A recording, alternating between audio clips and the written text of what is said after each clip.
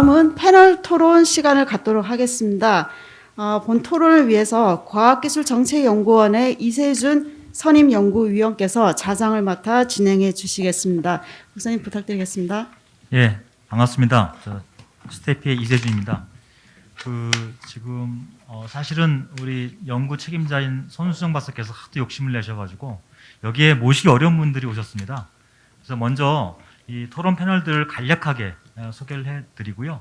그리고 저희한테 주어진 시간이 60분입니다. 60분인데 이미 한 10분 정도가 오버가 돼서 요 시간 약속을 좀 해야 될 것 같습니다. 그래서 패널분들 소개시켜 드리고, 그리고 이제 저희가 한 2라운드로 진행할 생각인데요. 1라운드에서는 한 5분 정도씩 조금 발제를 해주시고, 그리고 이제 남은 어떤 추가 토론 얘기를 그 다음 2라운드에서 하는 걸로 진행을 하도록 하겠습니다.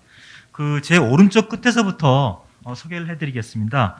박정훈 애트의 중소기업 사업화 본부장님이십니다. 박정훈 본부장님께서는 원래 통신위성 개발 쪽의 전문가신데요. 지난 2014년부터는 중소기업 사업화 본부를 맡으셔가지고 지금 기술 사업화의 일선에서 지금 띄우고 계시는 전문가분이십니다. 박수로 환영해 주시기 바랍니다. 반갑습니다. 다음은 저희가 정말 모시기 어려운 분을 모셨는데요. 수센텍의 손미진 대표님이십니다. 손 대표님께서는 원래 이제 생명공학연구원에 계시다가 거꾸로 민간 기업인 LG화학과 LG생명화학 쪽으로 가서 일을 하시다가 다시 또 생명연으로 복귀하셨다가 지난 2011년도에 오늘날의 수센텍을 창업하셔가지고 요즘 아마 우리 대한민국에서 제일 바쁜 CEO 가운데 한 분이신 것 같습니다. 그래서 손미진 박사님 대표님께서는 지금 이제 수요자 입장에서 한번 이 사업화 성과 과제를 좀 말씀해 주시겠습니다. 손미진 대표님을 큰 박수로 환영해 주시기 바랍니다. 안녕하세요.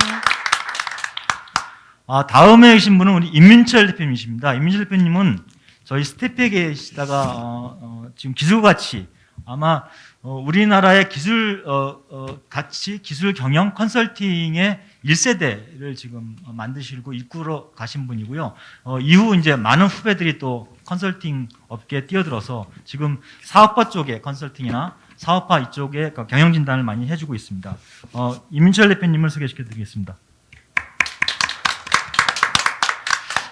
그다음 산업자원부의 이종석 과장님이십니다. 산업기술시장과 과장님이신데요. 원래 이종석 과장님께서는 경제통상 쪽의 전문가이신데요. 출발은 행정고시 42회를 하시고 오늘날은 기획재정부가 됐는데 기획예산처에서 공무원 생활을 시작하셨고요. 지난 2012년 정도부터는 산업부로 옮기셔가지고 지금 통상에 이어서 지금 기술 사업화를 총괄하고 계십니다. 이성석 과장님을 소개시켜드립니다. 그 다음 제 왼쪽에 조선학 과장님이십니다. 조선학 과장님은 또 특이한 경력을 가지고 계신데요. 지금 과학기술부의 일자리 정책을 총괄하고 계시면서 사업화를 총괄하고 계신데 미국의 버클리 대학에서 기계공학 학사를 하시고 또 국내에 들어오셔서 카이스트 석사를 하신 다음에 다시 미국에 가셔가지고 하버드 대학에서 과학기술 정책학 석사를 하셨습니다. 지금은 일자리 정책을 총괄하고 계십니다. 조선학 과장님 소개시켜드립니다. 마지막으로 장기술 지금 회장님을 소개시켜드립니다. 장기술 회장님은 지금 한양대학교에 계신데요. 산학협력단 기술사업화센터를 맡고 계시면서 지금 대학의 기술인협회 회장을 맡고 계십니다. 사실은 장기술 회장님한테는 우리나라에서 대학 쪽의 TI로나 대학 쪽의 기술 이전에 1호라는 수식어를 계속 다루고 다니십니다. 지금 산학협력단 국내 최초를 설립하셨고요. 또 기술지주회사 국내 1호 설립을 하신 분입니다. 장기술 회장님을 소개시켜드립니다. 시간 관계상 지금 손수정 박사님과 최치호 회장님은 생략을 하고요. 제가 좀 제안을 해드린다고 하면 앞에 손수정 박사님께서 기술이전 사업화 정책 20년을 총괄 리뷰를 하시고 앞으로의 방향에 대해서 말씀을 해주셨고요. 그 다음에 공급자 관점에서 최치호 회장님께서 출연연을 대표해서 말씀해 주셨는데 조금 전에 말씀드린 것처럼 장기술 회장님께서 대학을 대표하시는 지금 기술 사업화 총괄하고 계시기 때문에 장기수 회장님께 먼저 이 공급자 관점에서 기술 사업화 정책의 성과 과제 쪽을 한번 짚어주시고 그 다음에 이제 수요자 측면으로 가서 여기 아까 말씀드렸던 손미진 대표님께서 수요자 입장에서 본 사업화의 성과 과제를 좀 짚어주시고 나서 아마 그 애트리에에서 이런 이제 좀 수요자 중심으로 기술 사업화가 진행돼야 되는 거 아니냐. 그래서 아마 재작년부터 계속 수요 중심의 기술 사업화 쪽을 집중을 해오셨고 아마 성과도 상당히 있는 것 같습니다. 그래서 기술 사업화의 사례, 소위 이제 수요 중심의 기술 사업화 성과의 사례 이쪽을 중심으로 설명을 해주시면 좋을 것 같습니다. 그리고 마지막으로 조선학 과장님과 이종석 과장님께서 지금 정책을 총괄하고 계시기 때문에 그 정책 쪽에 어떤 방향, 그다음에 그 리뷰, 방향 이런 쪽을 조금 얘기해 주시면 전체적으로 좀 균형이 맞을 것 같습니다. 그럼 먼저 장기수 회장님께 토론을 부탁드리겠습니다. 예, 안녕하십니까. 저는 그 한국대학기술협회 회장을 맡고 있는 장기술입니다. 앞서 그 손수정 박사님과 최초 박사님께서 정리를 좀 잘 해주신 것 같습니다. 뭐 기본적인 키워드는 뭐 동일한 것 같습니다. 생각도 동일하고요. 저희 그 한국대학기술협회는 KAUTM이라고 합니다. 그 미국 AUTM을 초창기에 벤치마킹을 했고요. 초기에 우리 그 대학 TA로가 초기에 벤치마킹 할 곳이 미국밖에 없었거든요. 그래서 그때는 굉장히 경이롭게 세상한 것까지 궁금해하고 되게 배우고 싶어 했었습니다. 근데 이제 현재 저희가 뒤돌아보면 그동안 우리가 많이 발전했구나라고 생각할 수 있을 것 같습니다. 뭐 심하게 말하면 뭐 배울 게 있을까라는 생각이 들 정도로 저희가 많이 발전했다 이렇게 보겠습니다. 그래서 앞으로는 우리 그 한국형 TA로 모델 기술 사업화 모델이 만들어져야 되겠다라고 생각을 합니다. 지난 20년간 대학 TA로는 엄청나게 발전을 했습니다. 뭐 기술의 양적인 성장을 뭐 크게 한 거를 대표적으로 얘기할 수 있겠고요. TA로 운영 모델도 마찬가지로 라이센싱 중심에서 지주회사 제도가 도입되고 하면서 사업화, 창업, 투자 뭐 등등 여러 가지 영역이 확대되고 있습니다. 그래서 이제 각 대학 특성에 맞게 다양하게 이제 조직 체계도 갖춰가고 있고요. 다만 이제 양적 성장의 이면에는 정부 주도형 대학 TA로 육성 정책이 있었습니다. 그러다 보니까 앞서 말한 바 손정 박사님 말씀하신 것처럼 정책이 마중물 기능을 했지만 현재 고인물을 양산하는 어떤 그런 사업 정책이지 않을까라는 생각도 해봅니다. 그 이면에는 정부 재정 지원을 받은 대학과 받지 못한 대학의 양극화가 굉장히 심화되고 있다는 것입니다. 과거 저희 대학 TA로는 그 IMF 체제하에서 아카데믹 캐피탈리즘이라는 것을 유행처럼 받아들이게 되었습니다. 그러다 보니까 대학 스스로 TA의 역할과 기능을 철학적으로 고찰하고 내재할 수 있는 기회를 놓치지 않았나 이런 생각이 듭니다. 그래서 이제 앞으로 2020년 이후 대학 TA로가 단순히 대학의 수익 창출을 위한 보조적 장치로 머물 것인지 아니면 공공기술 사업화를 통한 국가기술 경쟁력 향상, 국가 경제 발전 등 공공이익을 위한 조직으로 확대 성장할 것인지에 대한 고민의 시기가 필요할 때 적절한 정책 포럼이라고 생각합니다. 그 관점에서 국가 혁신 시스템 또는 국가 성장 플랫폼 내에서 대학의 TA로 이상에 대해서 잠깐 말씀드리겠습니다. 그 정부 주도형 정책의 특징이 이제 단기간에 대형 성과 창출입니다. 그러다 보니까 이제 대학 TA로도 그동안 많은 정부 정책을 받으면서 성과 창출이 대형 성과를 창출하려고 노력하거나 그 성과를 포장하는 데 좀 노력했던 측면이 있습니다. 이런 정부 사업 평가에서 선호되는 그 대형 성과들은 단기적인 사업 성과 측정에는 좋습니다. 그렇지만 국가 경제적인 측면에서 지속 가능성이 좀 떨어지고 장기간의 성과 측정이 좀 불가능하다는 단점이 있습니다. 그래서 결과론적으로는 효율적인 정부 정책 개발의 장애 요인으로 작동하지 않았나 이렇게 생각이 됩니다. 2000년 초반에 벤처 창업 붐이 일었습니다. 그 초기 정책이 실패하고 시작된 대학 TA로는 기술 이전을 중심으로 이제 성장하였습니다. 그러나 이제 최근 미국에서 해외 유학 경험이 있는 연구자들도 많이 돌아와 있고 그동안 투자된 국가 R&D 투자에 축적된 연구 성과물들 결과들이 실험식 교원 창업 열기로 활성화되고 있는 것을 현장에서 목격하고 있습니다. 창업이 성공하기 위해서는 보다 장기적인 관점에서 지속적인 투자가 필요할 것입니다. 더불어서 대학에서 이전된 기술이 경상로에 또 수입이 증대되어 가고 있습니다. 실제로 사업화가 되고 국가 경제에 기여한다는 것이죠. 그래서 이제 사업 성공화 사례가 이제 축적됨에 따라서 매출 증대, 고용 창출 등 국가 경제 시스템에 대해서 논의될 수 있는 지표들이 많이 만들어지고 있습니다. 그래서 국가 혁신 전략과 국가 경제 시스템 내에서 대학 TLO의 위상이 높아지고 평가받기를 기대합니다. 그래서 현재와 같이 분산형 예산, 정책, 사업들을 통합 집중하고 범부처 체제로 좀 전환될 것을 요청드립니다.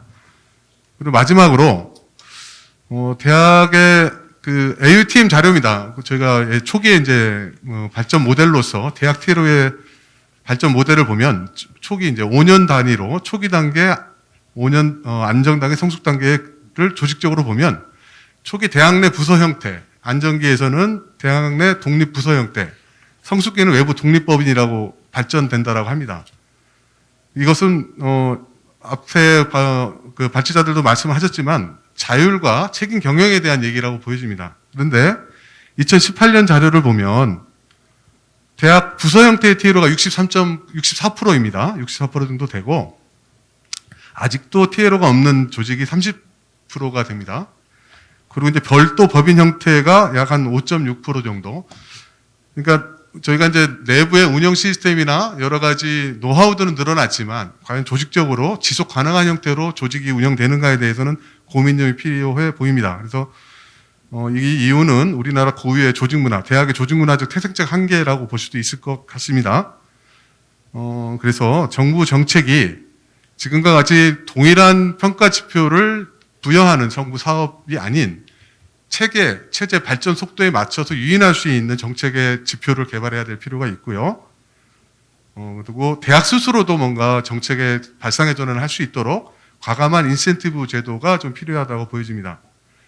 대한민국 우리가 한때 그 빨리빨리라는 것 때문에 좀 부끄러워했던 적도 있었던 것 같습니다. 그러나 최근에 빨리빨리 참 잘한다 우리나라가. 그래서 자랑스럽다는 생각도 하게 됩니다. 그래서 우리의 그 강점이 정부와 민간이 똘똘 뭉쳐서 뭔가 발전 모델을 이루어왔다, 한국형 발전 모델을 이루어왔다 이런 측면에서 좀 그 관심을 가지고 정책 개발이 되고 변화가 있었으면 좋겠습니다. 네, 이상입니다. 예, 장기수 회장님 감사합니다. 그럼 이어서 그 이제 수요 측면에서 한번 성과 과제를 한번 짚어보도록 하겠습니다. 먼저 그 박종 본부장님, 손미진 대표님께 부탁드리겠습니다. 네, 저는 스튜던트계의 손미진입니다. 앞서 발제하신 손수정 연구위원님의 의견에 저는 전적으로 동감하는 바가 많이 있는데요.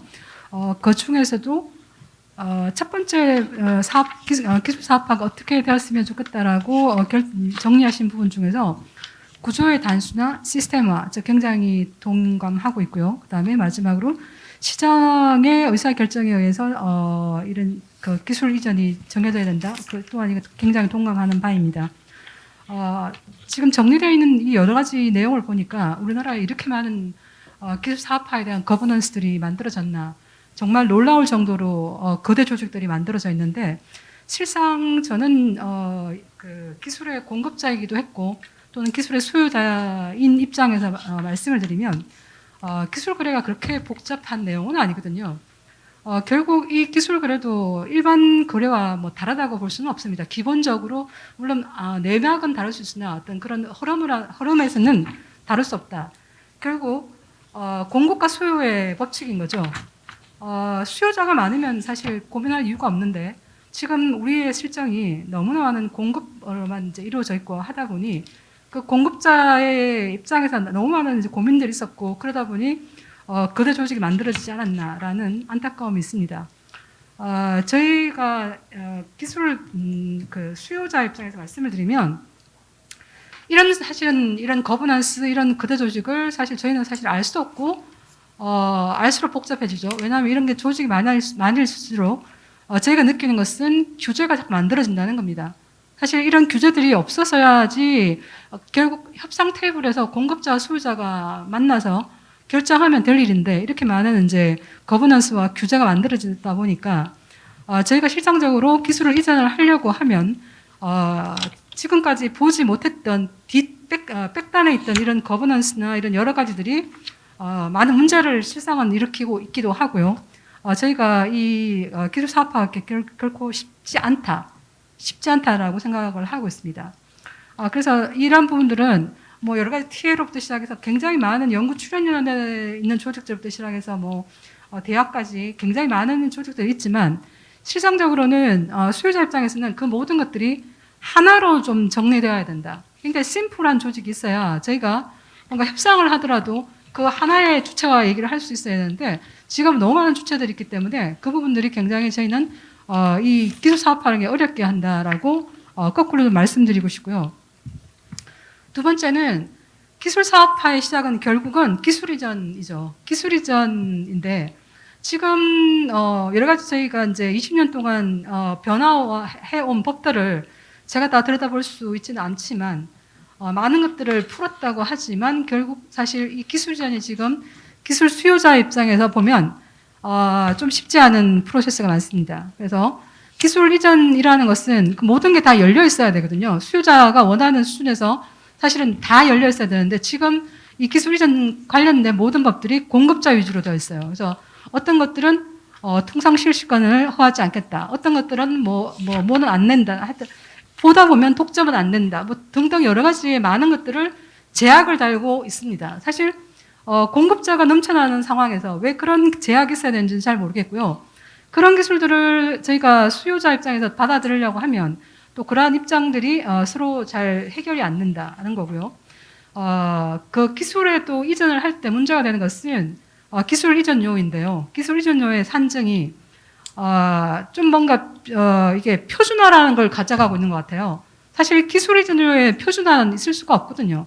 그다음 대부분이 이제 출연연들이나 기술 공급자들이 기술 수요자들에게 요구하는 기술 이전료의 기본은 그 기술을 개발했을 때 들어갔던 출연 연구비가 기준인 거죠. 그 연구비가 100억이 들어갔던 1000억이 들어갔던 수요자 입장에서 그 기술이 쓰여지는 부분이 1억짜리 기술이면 그거는 1억에서 테이블에서 협상을 해야 될 일인데 그 스타트가 100억에서 시작한다는 거죠. 이렇기 때문에 그런 부분들이 그 앞단에 많은 뒷단에 백단에 있는 거버넌스 때문에 사실 기술의 이전이 굉장히 매끄럽지 못하다. 그리고 현실적이지 못하다라는 얘기를 말씀드리고 싶습니다. 또 마지막으로 제가 말씀드리고 싶은 것은 결국은 저희가 비즈니스하는 제 입장에서 봐도 제가 가장 두려운 것은 저희가 갖고 있는 기술을 가지고 하던 이 사업이 저희 기술이 아닌 새로운 플랫폼으로 이 사업이 바뀌어질 때 그때가 가장 두려운 순간이거든요.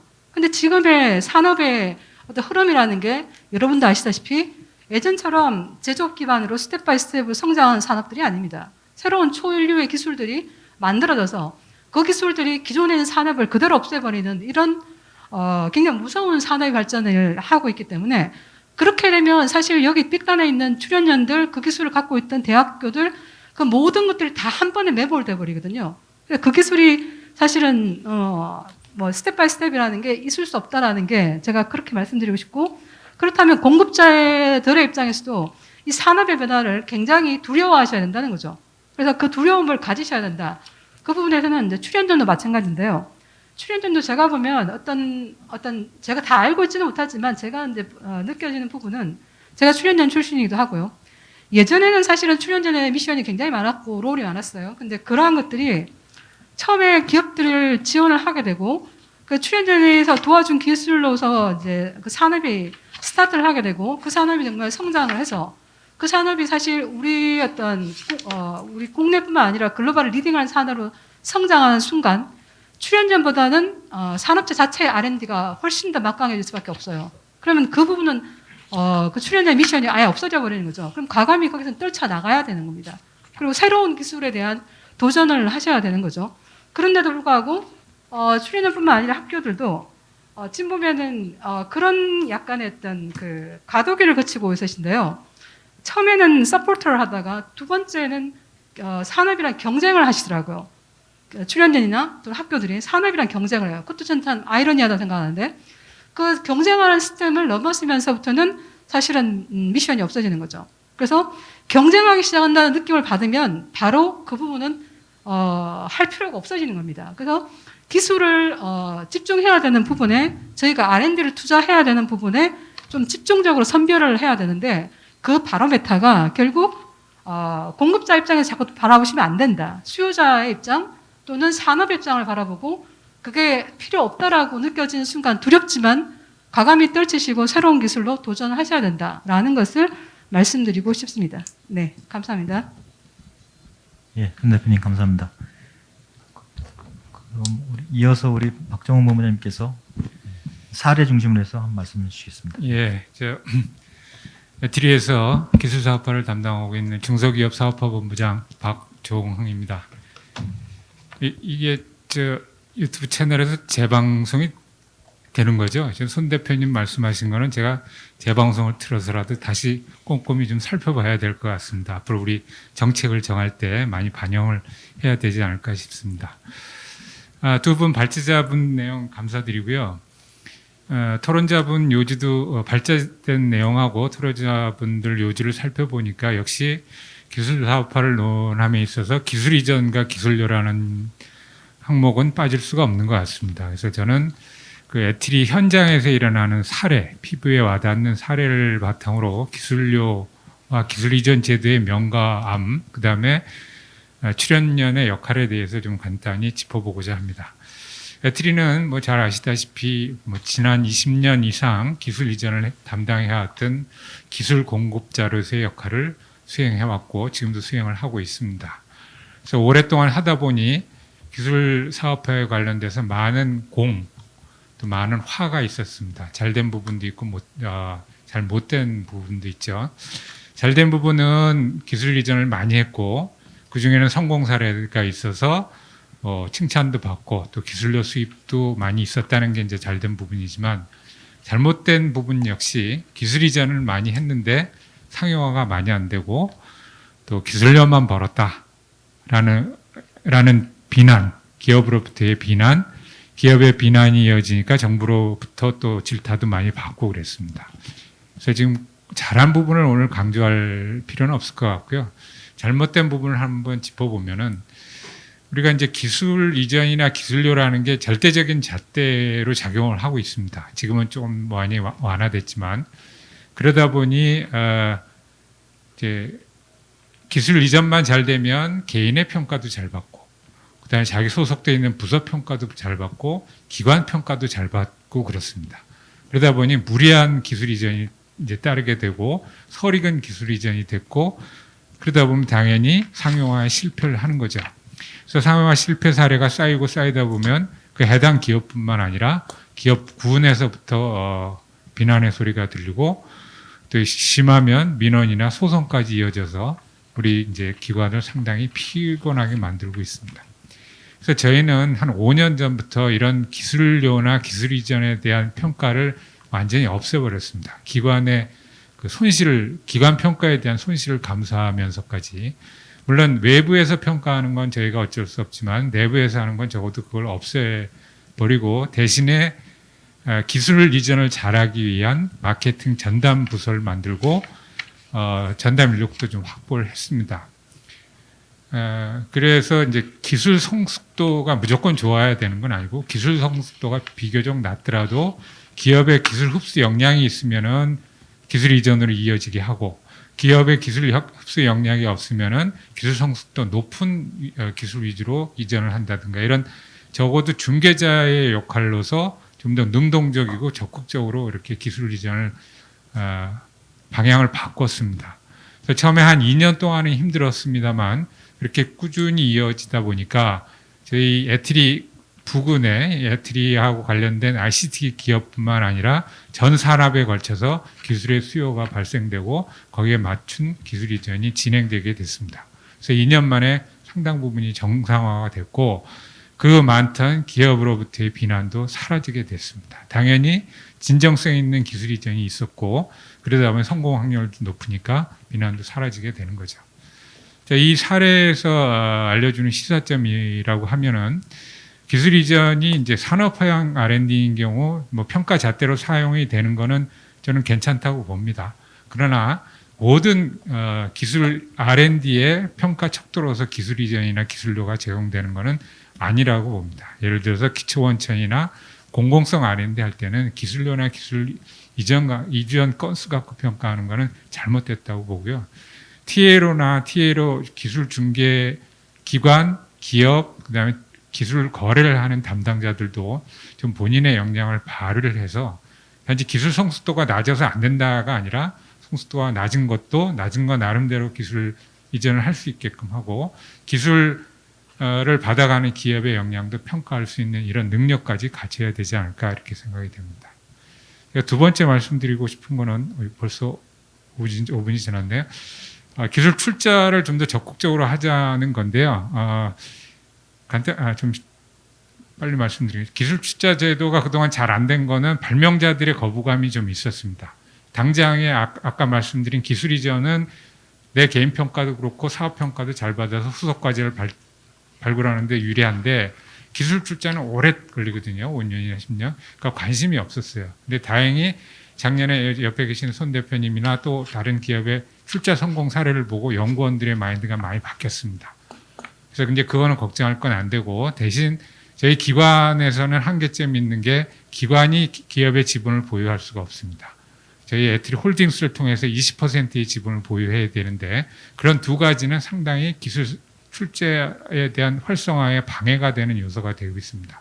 그래서 기술 출제에 대해 기술 지분에 대해서 기관도 보유할 수 있게 하고 20%도 그 벽을 좀 허물어야 되지 않을까 이런 생각을 합니다. 드릴 말씀 많지만 시간 관계상 여기서 저는 마치겠습니다. 감사합니다. 네, 박 고문장님 감사합니다. 그러면 이 기술 사업화 초기 단계부터 사실은 이 정책 설계에도 관여를 하셨고 지금 사실 컨설팅도 해오셨고 아마 그 발제 자료 아마 지금 여기 지금 배포된 발제 자료는 없는데 아마 저희가 스태프 홈페이지에 포럼 자료에 아마 발제 자료 토론 자료도 같이 올리게 될 겁니다. 재미있는 내용을 소개시켜 주셨는데요. 임 대표님께 구경 부탁드리겠습니다. 네. 들리시나요? 됐나요? 네. 이 포럼의 토론을 이제 제안을 받고 내용은 사실 많이 아는 내용인데 특별하게 무슨 내용을 더 얘기해야 될 게 있나?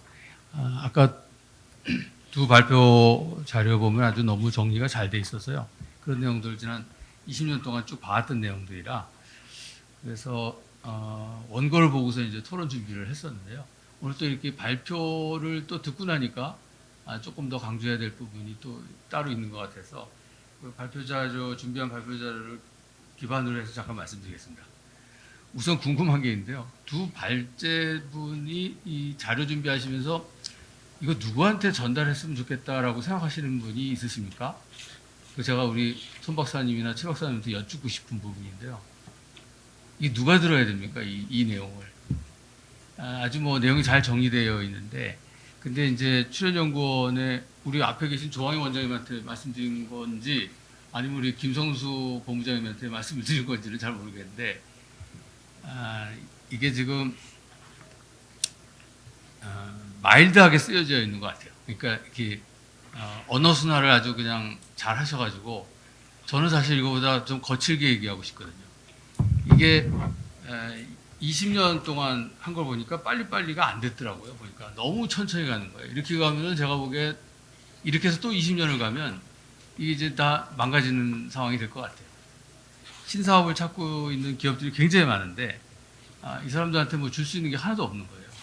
근데 이런 것들을 이제 뒤에서 여러 가지 그 결론 부분을 얘기를 해주시는데 보니까 구조도 단순화해야 된다. 그다음에 협업해야 된다고 하시는데 또 두 분 입장은 또 두 분 입장대로도 다른 것 같아요. 그래서 제가 민간에 있는 사람 입장에서 보면 첫 번째는 이게 리니어로 자꾸 기술 사업화를 리니어로 보는 시각들이 그동안 꽤 많았는데 이제는 이제 협업해야 된다 그러고 전 사실 이걸 리니어가 아닙니다라는 얘기를 참 오래전부터 얘기하고 있는데 이게 소위 얘기하는 그 리시프로컬한 거거든요. 이게 왔다 갔다를 계속 해야 돼요. 그래서도 잘 안 돼요. 그러니까 굉장히 어려운 건데 이걸 리니어 모델로 자꾸 생각해가지고 예산을 쪼개고 뭐 조금 주고 찔끔찔끔 주고 뭐 이렇게 하는데 이렇게 해가지고는 될 일이 아닌 것 같아요. 최근에 제가 좀 말씀이 좀 길어질 것 같아서 걱정인데 이거 제일 잘 못하는 데가 과기부예요. 제가 보기에. 과기부에서 프론티어 사업단에서 1년에 100억씩을 쓰는데 얼마 전에 본부장이 한 분이 왔다 갔어요. 그래가지고 700억을 썼대요. 근데 이제 기술사업화 준비를 해야 된대요. 근데 어떻게 해야 되는지 잘 모르겠대요. 얘기를 들어보니까 고민의 방향도 좀 틀린 것 같고, 그 다음에 깊이는 너무 없고, 그래서 그분한테 좀 미안하지만 싫은 소리 좀 많이 했어요. 이렇게 해가지고 돈 써가지고 나중에 그렇게 1,000억씩 쓰는 게 10개나 된다고 그러는데 1조를 쓰고 있는데 무슨 결과를 내고 있냐 지금. 참 걱정이 되는 일이 있고요. 그래서 그런 사례를 좀 말씀드리고, 그래서 사실 이게 리니어로 가는 게 아니고 저는 계주라고 생각하지 않아요. 농구라고 생각합니다. 축구라고 생각합니다. 계속 커뮤니케이션 해야 되고요. 계속 목표도 자꾸 바꿔나가야 되고요. 막 이런 과정들이 계속 진행되는데 이걸 공무원들이 너무 앉아가지고 책상에서 앉아서 너무 쉽게 생각하는 거예요. 그냥 이거 예산 주면 되는 거 아닌가? 절대로 그렇지 않거든요. 그래서 이게 리니어가 아닙니다라는 거 분명히. 근데 두 분이 분명히 리니어가 아닙니다는 얘기를 했어요. 근데 그래가지고 같이 처음부터 같이 협업하자고 그러는데 2인 삼각은 더더욱 또 어려워요. 연구자하고 사업하는 사람하고 2인 삼각 붙여놓잖아요. 서로 생각하는 게 달라요. 그래서 이게 같이는 하는데 2인 삼각으로 하는 거는 절대로 아니다. 그렇다면 어떤 다른 모델이 있어야 되는데 그런 모델을 좀 더 고민을 해야 되지 않을까 하는 거고요. 두 번째는 구조를 단순화시켜야 된다고 얘기를 하셨는데 이게 두 분은 아니지만 예를 들어서 우리 최 박사님은 뭐 기술사업 키스트에서 오랫동안 이 기술사업화를 담당하셨었는데 TLO나 이런 조직들을 얼마까지 키워야 되냐 하는 거예요. 사실은 손 대표님도 말씀하셨지만 그냥 민간이 그냥 바로 가져가게 해야 돼요. 이거 중간에 자꾸 무슨 기구 조직이 있거나 예산이 있으면 그거를 다 거쳐가야 돼요. 그렇기 때문에 더 어려워요. 저 아까 놀란 게 관계된 사업이나 조직이 120개에서 130개 된다고 그랬어요. 놀랐는데 이거 너무 많은 거예요. 이거 말이 안 돼요. 모든 조직마다 TLO가 다 있어야 되는지는 모르겠으나 어쨌든 구조를 단순화시키자 그러면서 이 옆에 두 분의 과장님들은 누구 얘기를 들을 거냐 하면 이 민간에 있는 사람들의 얘기보다 이 사실은 중간에 있는 분들의 얘기를 의견을 듣고 거기서 전문가적인 어떤 아이디어를 찾으려고 그러실 텐데 제가 보기에는 그 부분과 관련돼서도 저는 좀 의견이 많이 다릅니다. 해보니까. 사실은 중기부, 산업부도 뭐 과기부만 못하는 게 아니고 산업부도 못하고 중기부도 잘 못하는데 그나마 중기부는 팁스 프로그램이라는 걸 해가지고 연구비 줄 적에 투자가 우선이 되고 그러면 이제 연구비를 나눠주는 거예요. 그러니까 자기네가 모르는 역량에 대해서 자기네 잘 할 수 없는 역량에 대해서 민간의 힘을 빌리는데 사실은 과기부나 산업부도 그런 노력들이 좀 더 필요하거든요. 그래서 그러면 팁스 프로그램 같은 유사한 프로그램을 또 우리도 만들면 되지 않냐는 생각했는데 그게 저쪽에 있으면 못 만든다는 거예요. 그런 거를. 그래서 내가 그렇게 생각하면서 기술사업화를 하겠다고 아이디어를 구하는 거는 그건 좀 너무 생각 안 하는 것 같다. 공무원들이 정말로 이 우려를 하면서 R&D에 대한 효과성이나 효율성을 우려를 하면서 실제로 책임지고 치고 나가려고 하는 의지는 잘 보이지 않는 거예요, 사실. 그래서 그런 부분들을 아주 크게 좀 우려하고요. 마지막으로 하나 더 말씀드리면 기술에 대한 얘기인데 연구자들이 이제 이 생각을 해야 되는데 아까 손 대표님 말씀하신 대로 기술은 어느 날 막 많이 했다가 산업의 어떤 패러다임이 바뀌잖아요. 어느 축이 딱 무너지고 다른 축이 생기잖아요. 그럼 그동안 했던 기술은 다 날아가는 거예요. 그래서 원래 기술은 가치가 없습니다. 잠재적 가치만 있습니다. 근데 그 잠재적 가치가 실제 시장에서 수요로 발생돼야지 그게 돈이 되지. 잠재적 가치만 있는데 밀당하거나 절차 따지거나 뭐 이런 거 계속하면 진도가 안 나와요.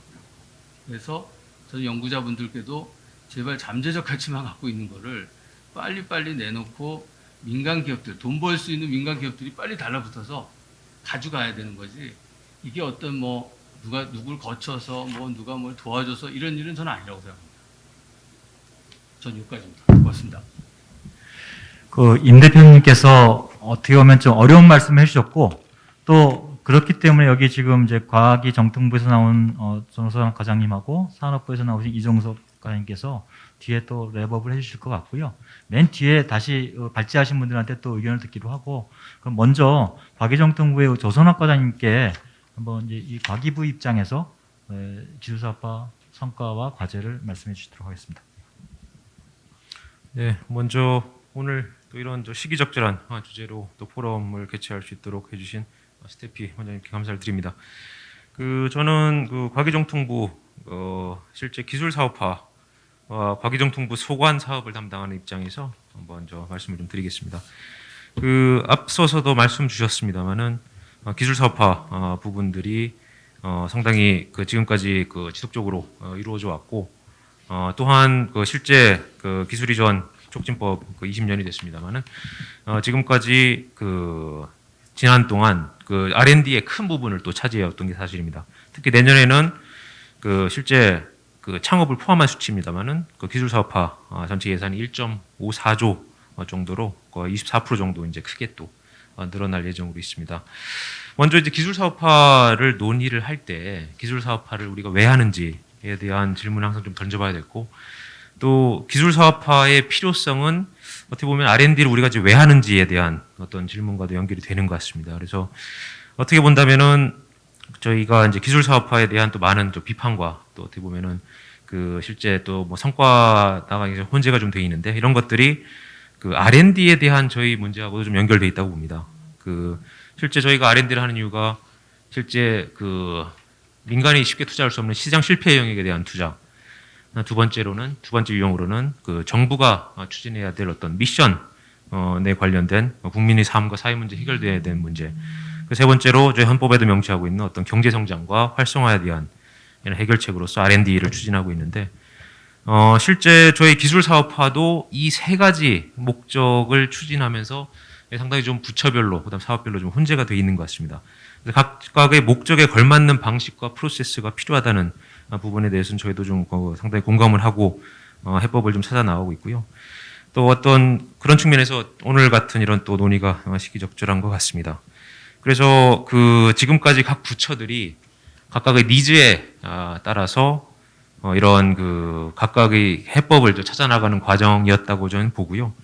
그리고 여러 가지 또 저희가 이제 제약 조건들이 많이 있습니다. 예산이라고 한다면은 어떤 뭐 예타라든지 국가재정법에 대한 어떤 이런 제약 요건이라든지, 그다음에 각종 법안이나 그다음에 각 부처에 또 산재되어 있는 기관에 대한 규정 이런 것들이 존재하고, 그걸 어떻게 보면 우회해서 저희가 각 부처들이 개별적인 니즈에 따라서 개별적으로 이를 풀어나가기 위한 사업들을 설계를 해왔다고 생각이 되고, 어떤 이런 니즈에 대해서 사업이 추진되어 왔다면 앞으로는 이제 발제자들께서 말씀 주신 것처럼 이런 것들이 좀 더 좀 스트림라인되고 좀 더 체계화돼서 보다 명확하게 추진될 수 있는 이런 방향으로 각 부처가 좀 협력을 좀 해 나가야 될 것 같습니다.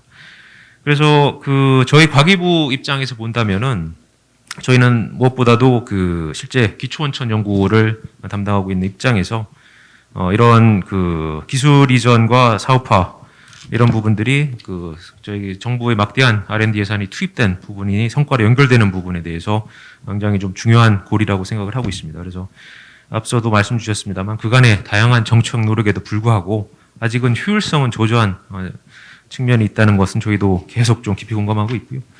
실제 R&D 확대하고 비례해서 절대 규모는 늘었습니다만 실제 어떤 지표로서 저희가 볼 수 있는 건당 기술료라든지 이런 것들은 아직 좀 여전히 부족한 수준이라고 봅니다. 그리고 어떻게 본다면 앞서 이제 최치호 박사님께서 발표해 주신 자료하고도 좀 일맥상통합니다만 공공연구 성과나 R&D에 대한 어떤 성과 부분이 이제 산업적 활용으로 연결되지 못하는 부분에 대해서는 여러 가지 갭들이 존재합니다. 실제 저희가 이런 부분들을 크게 네 가지로 좀 정리를 좀 해왔고요. 저희도 작년부터 이런 어떻게 하면은 제도적으로, 그 다음에 어떤 사업적인 측면으로, 그 다음에 부처 협업 체계에서 풀 수 있을지 고민을 하고 있고, 크게 이제 네 가지를 이제 기술 공급적인 측면, 실제 저희가 이제 만들어 놓은 기술들이 실제 시장이 원하는 수준까지 못 가고 미달하는 부분들, 그 다음에 앞서도 이제 여러 패널들께서 말씀 주셨습니다만 TLO 등 전담 조직이 영세하고 전문성 확보하지 못해서 이제 중개 부분 기술 중개가 원활하게 일어나지 못하는 부분들, 그리고 이제 기업이 자체적으로 기술 개발을 선호를 하고, 그다음에 어떤 협업 체계라든지 이런 것들에 대해서 약간 미온적인 부분들, 그다음에 이제 실제 그 기술과 기업을 탐색해야 하는 어떤 인프라적인 부분들도 아직까지는 좀 체계화가 되어 있지 않은 것 같습니다. 그래서 저희가 이런 네 가지 축을 기반으로 해서 기술 공급과 기술 중개, 기술 수요 및 인프라 측면에서 정책 및 지원 사업을 추진하고 저희가 사업 포트폴리오를 지속적으로 좀 개편해 나가고 있습니다. 간략하게만 말씀드리면은 실제 기술 공급 측면에서는 실제 시장 수요에 맞는 수준으로 할 수 있는 추가적인 기술 개발 사업들을 추진해 나가고 있고, 실제 수요 부처나 관계 부처로 이제 이어달리기가 가능할 수 있도록 저희가 이제 어떤 실제 기술의 수용성을 높이는 부분에 대해서 여러 가지 또 대학이라든지 실제 또 앞서 이제 그 이민철 대표님께서 말씀하셨던 어떤 팁스의 형태인 투자 연계형 사업들도 진행을 하고 있습니다. 특히 어떤 그 속도감적인 측면에서 이런 그 실제 민간으로 넘어갈 수 있는 간극을 좁힐 수 있는 이런 것들이 중요하다고 보고 있습니다.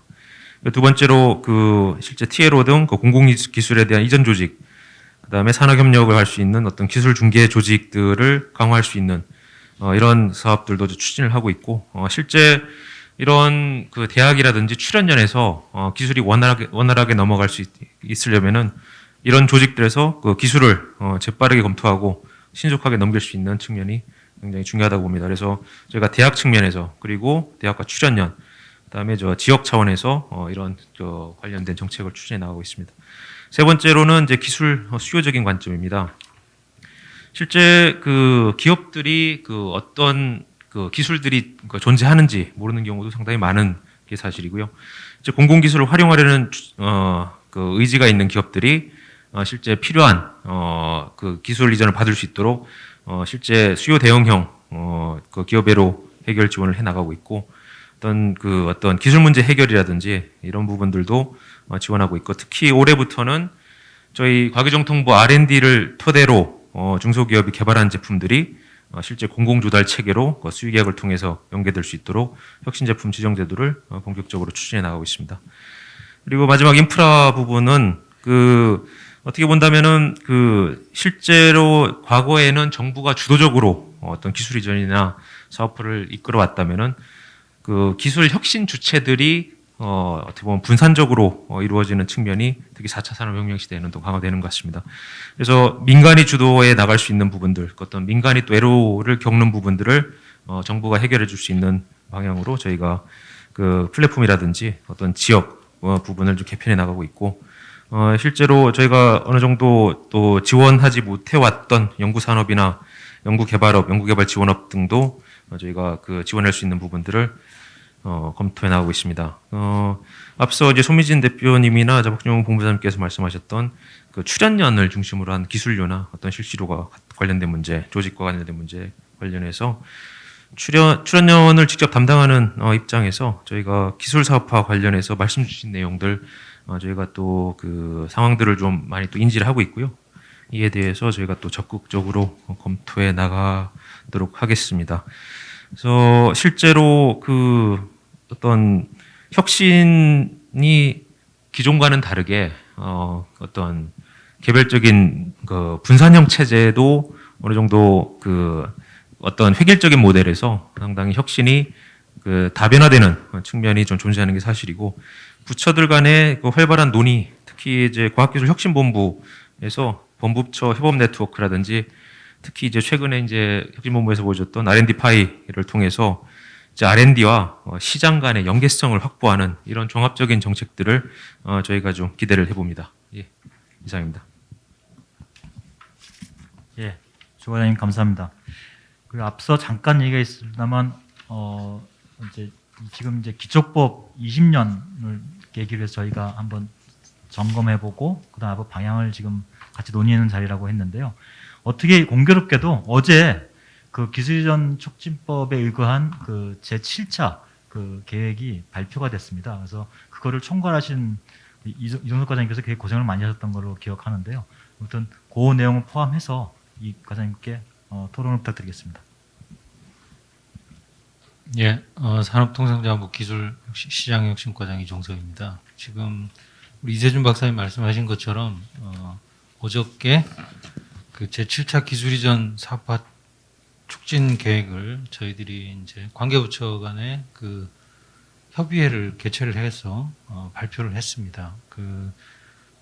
보도 자료 일부 보도도 되고 뭐 여기 계신 분들은 아마 그 관심이 있으신 분들이기 때문에 아마 좀 내용들을 좀 보셨을 거라고 좀 생각하고요.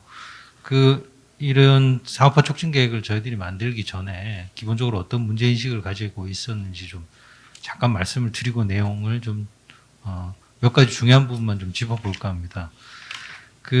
저희들이 처음에 이제 제가 토론 자료에도 적어놨지만 아까 뭐 리니어냐 뭐 축구냐 농구냐 이런 말씀하셨는데 저희도 그 부분에 대해서 100% 동감합니다. 그래서 이제 민간이 공공이 기술을 만들면 그걸 민간이 받아가서 사업화한다 이런 개념 자체가 맞는 것인지가 잘 모르겠다. 저희들은 그런 좀 생각을 좀 가지고 있었고요.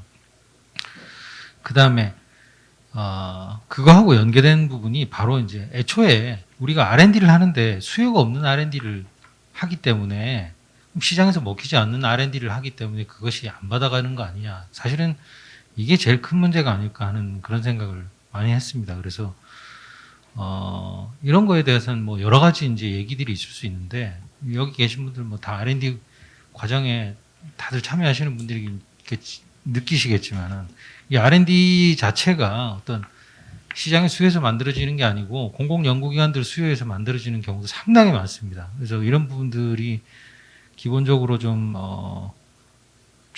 시스템을 좀 바꿔야 되는 부분이 아닌가 하는 그런 부분들이고요. 그래서 이제 저희 산업통상자원부에서 이제 산업 R&D에 관한 혁신 방안을 이제 바로 지난주에 발표했습니다. 지난주에 발표한 내용의 핵심이 바로 지금 이런 내용입니다. 그래서 이제 기본적으로 이제 요소 기술 위주의 뭐 어떤 세분화된 과제 중심의 그런 R&D에서 저희 통합 과제로 어떤 사업화를 염두에 둬서 여러 가지 어떤 사업화를 목적으로 두고 거기에 필요한 기술들이 뭔가 이런 관점에 좀 전환을 가져와서 거기에 필요한 여러 가지 규제 같은 것들이 있으면 그런 규제들을 좀 없애고 뭐 규제 R&D에도 샌드박스 도입하고 하는 그런 과제 그런 내용들을 포함을 좀 했습니다. 그래서 이제 그 내용들까지 저희들이 이제 사업화 촉진 계획에 많이 반영을 좀 했고요. 그 다음에 또 하나는 제가, 저희 이 업무를 담당하면서 느낀 게 기존의 6차까지 계획은 다 공공연구소에서 가지고 있는 기술들을 사업화하는 걸 대상으로 하더라고요. 그래서 이제 근데 이제 요 공공연구소에서 가지고 있는 무슨 기술만 가지고 사업화한다는 게 저는 이게 상식적으로 좀 이해가 안 가는 부분들이 있고 여러 가지 기술들이 민간에서도 이전되는 부분들이 있고 그래서 그런 부분들 좀 총괄해서 좀 봐야 되지 않느냐 하는 그런 부분들이고요. 제가 오늘 여기 토론에 와서 이제 가장 그런 제가 시각을 좀 많이 좀 바꿔야 되겠다는 그런 생각들을 가지고 있었던 게 지금 마지막에 이제 기술 거래 여러 가지 이제 지주회사 네트워크 뭐 산학협력단 뭐 TLO 이런 부분들에 관한 부분인데 이 부분은 굉장히 논란이 많은 것 같습니다. 예를 들면 제가 좀 말이 자꾸 길어지려고 그러는데 예를 들면 제가 손미진 대표님께 한번 여쭤보고 싶은데 손미진 대표님 회사에서 어떤 그 밑에 있는 연구원께서 기술을 만들었는데 이 기술을 만들었는데 100억이 들어갔는데 시장에서는 1억 가치밖에 없다라고 하면은 그거를 1억에 팔라고 하실 건가요? 만약에 저희 회사 입장이니까 근데 다른 문제이지만 공공기술을 하는 입장에서 100억이 근데 어쨌든 간에 100억을 가져갈 때가 있으시면 100억을 주셔야 되겠죠.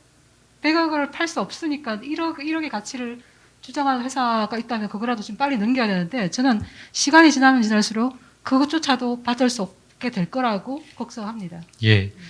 그래서 이제 그런 부분들에 대해서 사실 그 TLO 연구소 자체, 연구소의 경영진이라든지 대학의 경영진에서는 제가 말씀드렸던 이런 고민을 하는 거예요. 왜냐하면 그 기술에 대해서 자기들 그 의사결정권자는 내용을 알지 못하거든요. 그러니까 이게 1억에서 하는 게 맞는지 뭐 10억에서 하는 게 맞는지 파는 게 맞는지 이런 부분들이 이제 모르니까 이제 어떻게 하면 뭔가 좀 이런 뭔가 기댈 수 있는 그런 판단을 좀 원하는 것 같고요. 또 연구자분들은 또 TLO 조직이나 산학협력단이 사실은 그 오바이드만 떼가고 도대체 나한테 해주는 게 뭐냐 이런 의문도 굉장히 많이 가지고 계신 것 같아요. 그래서 이제 그런 부분들을 좀 고민을 조금 더 해야 될 것 같습니다. 그래서 그래서 저희들이 좀 여러 가지 지금 그런 부분들 좀 담았고요. 제가 아까 그 발제 자료에 있는 뭐 1번 우리 수요 매칭에 대해서는 제가 이제 말씀을 좀 드렸고요.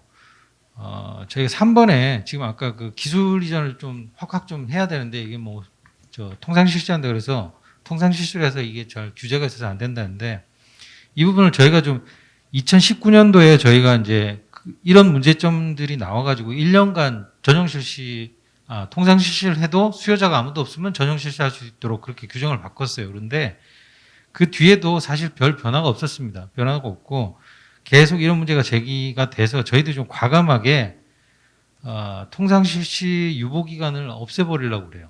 없애버리고 그냥 그 기술이 생성이 되면 바로 그냥 전용 실시할 수 있도록 그렇게 지금 제도 개선을 추진 중입니다. 그래서 이 기족법에 저희들이 좀 시행령 내용을 좀 개정을 할 예정이고요. 그 보도도 됐지만 저희가 스토킹 홍시 방식으로 기술이 원하는 기업이 있으면은 그걸 제3자 공고를 해서 다른 기업들이 뭐 비딩을 붙여서 좋은 조건을 내게 하면 그냥 바로 줄 수 있도록 저희들이 그렇게 지금 할 예정이고 이거 검토하면서 저희들이 뭐 미국이나 일본이나 중국이나 다른 나라들도 봤습니다만 통상 실시까지 가지고 있는 나라가 없더라고요. 그런데 저희들이 이런 걸 보고를 하면서도 많이 느낀 게 이게 공공기관에서 쓴 돈이 결국 그걸로 통해서 만들어진 기술 공공재가 아니냐 이런 시각들이 많이 계세요. 그러니까 이게 간단한 문제는 아닌 것 같습니다. 국민의 세금이 들어가서 한 거를 가지고 그냥 뭐 일부 기업들 뭐 잘못 잘 쓰는데 이렇게 주는 게 말이 되니 이렇게 가진 시각을 가지신 분들도 굉장히 많아요.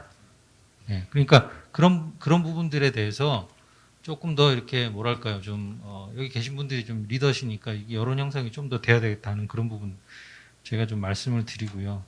아까 그 4번에 제가 말씀드렸는데 우리가 지금 기초법에 따라서 141개 기술거래 29개 기술평가 기관들이 있는데요.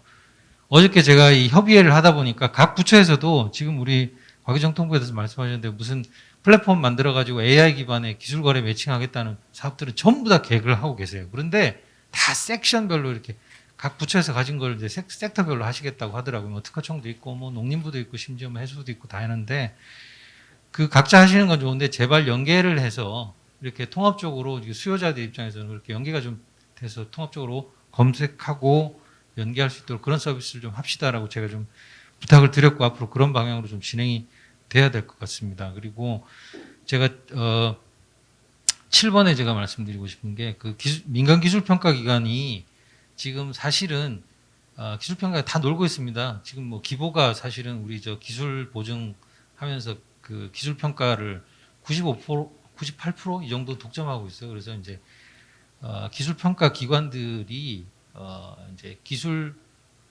기보가 지금 독점하고 있는 그런 구조를 좀 깨고 또 독점하다 보면 여러 가지 또 서비스도 안 좋아지고 이런 문제들이 생기지 않습니까? 그래서 이제 그런 기술 평가 기관들이 기술 평가를 해주고 보증 기관은 신용 평가만 하고 이런 사업 모델을 저희들이 이제 신보랑 기획을 하고 있어요. 그래서 조만간 저희들이 좀 해서 런칭을 좀 할 계획입니다. 그리고 아까 말씀 10번에 지금 저희들이 기술 지주 회사 설립과 확장을 제한하는 규제가 사는데 여기 지금 저희들이 주식 보유 비율은 좀 낮추고요. 그다음에 이제 지주회사 설립을 막는 지금 어떤 저희가 가지고 있는 공공형 기술 지주회사는 뭐 어떤 기술만 해라 뭐 이런 기도 하고요.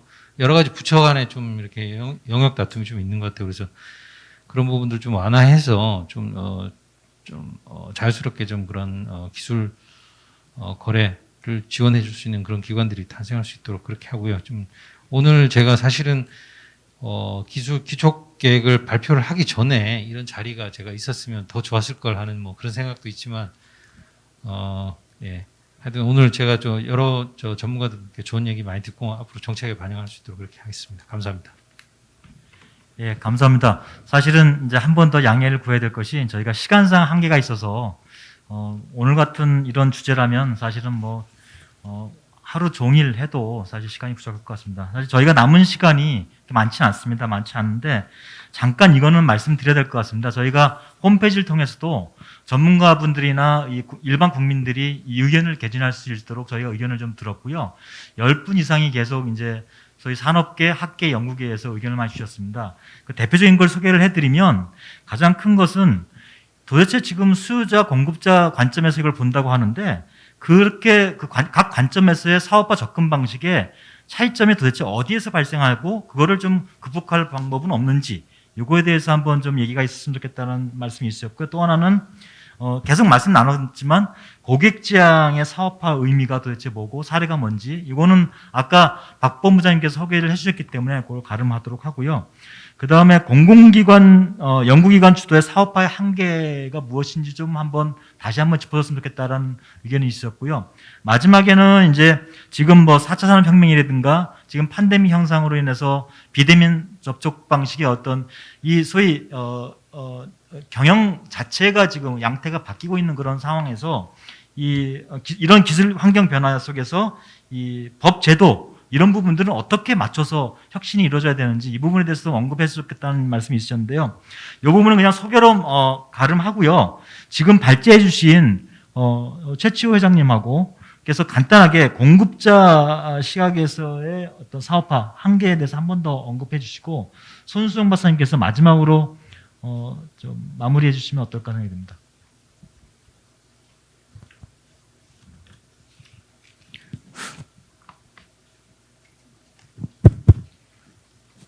공공기관의 사업화의 한계 부분은 제가 발제하면서도 여러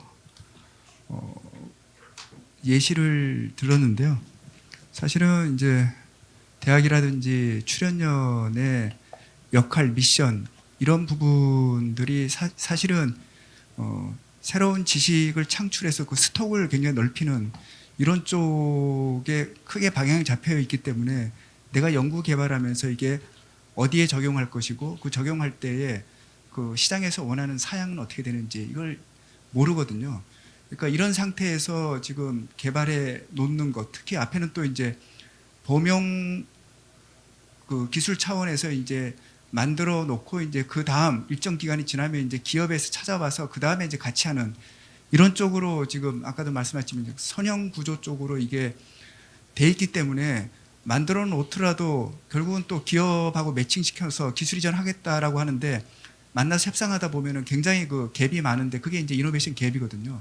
그래서 기술 사업화의 갭은 이게 발생할 수밖에 없기 때문에 이런 부분들을 극복하기 위해서 이제 저희가 했던 부분이 이제 링킹 랩이라고 해서 지금 이제 키스트 쪽에서도 하고 있는데요. 기업이 필요한 부분들을 TLO하고 연구자하고 그다음에 이제 기업과 같이 한 달 정도 이렇게 계속 미팅하면서 그 잠재적 니즈가 뭔지 필요한 게 뭔지 기업도 잘 모르는 경우가 있거든요. 그래서 거기서 도출된 니즈와 시드를 이렇게 딱 맞추다 보면 필요한 부분이 나오고 그 부분들을 같이 해결해 나가는 체계로 지금 바뀌었거든요. 그래서 이렇게 하는 부분들이 결국 이제 아까 이제 함께 달리는 그런 구조인 부분인데 기초 연구를 통해서 원리를 규명하거나 뭐 새로운 원리를 찾아내거나 뭐 이런 쪽에 부분을 이제 제외하고 목적 기초라든지 원천 이런 쪽에서는 기업들하고 같이 하면서 시장에서 인사이트가 연구 개발에 들어가고 연구 개발에서 계속 미사일처럼 시장에서 원하는 부분 쪽으로 연구 개발이 맞춰가는 쪽으로 해서 나오면은 그 기업이 참여해서 나온 성과를 같이 이어가는 그런 쪽으로 시스템을 좀 많이 바뀌어가야 되겠다는 생각이 들고요. 결국은 지식의 스톡을 많이 늘리는 것도 중요하겠지만 중소기업 쪽에서 기술 흡수형 역량을 넓히고 더욱 기술을 많이 찾아가게끔 이런 쪽으로 이제 시스템을 또 제도를 이제 바꿔야 되는데요. 중소기업들이 자체 R&D를 통해서 그다음에 이제 연구 개발을 하고 그다음에 나온 성과를 가지고 제품에서 다시 연구 개발로 집어넣는 이 선순환 구조를 갖는 기업들이 그러니까 3.5%에서 4%밖에 안 된다 그러거든요. 이 기업들을 10% 20% 기술 혁신형 중소기업으로 바꿔 나가려면 결국은 R&D 단계에도 같이 참여해서 기술 흡수 역량을 넓혀서 전체의 시장을 크게 할 수 있는 이런 체계로 이제 받게 되지 않을까 이런 생각을 하게 됐습니다. 그래서 공공기관 사업화의 한계는 아까도 말씀했듯이 기업에서 필요한 시장에서 필요한 것들이 무엇인지를 알면서 같이 연구개발에서부터 사업화까지 같이 같이 함께 달리는 이런 구조가 필요하지 않을까 이렇게 생각이 됩니다. 네, 고맙습니다. 그 토론자분들께서 토론 요지를 말씀해 주실 때마다 제가 볼펜을 들고 이 부분에 대해서는 이렇게 답변을 드리고 싶다라고 열심히 적다가 볼펜을 내려놨습니다. 왜냐하면 이 자리에서 나와 주셨던 여러 가지 얘기에 답변을 하고 저도 답변할 능력이 안 되고요.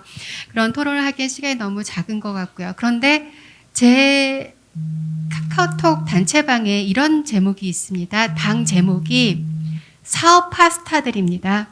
그 사업화 스타들 방에 들어와 계신 분들은 민간에서 현장에서 지금 이 시간에도 연구자를 대상으로 기업인을 대상으로 투자자를 대상으로 어떻게든 현장에서 기술 이전 및 사업화가 잘 될 수 있도록 어떻게든 될 수 있게끔 끌어나가기 위해서 노력하시는 분들입니다.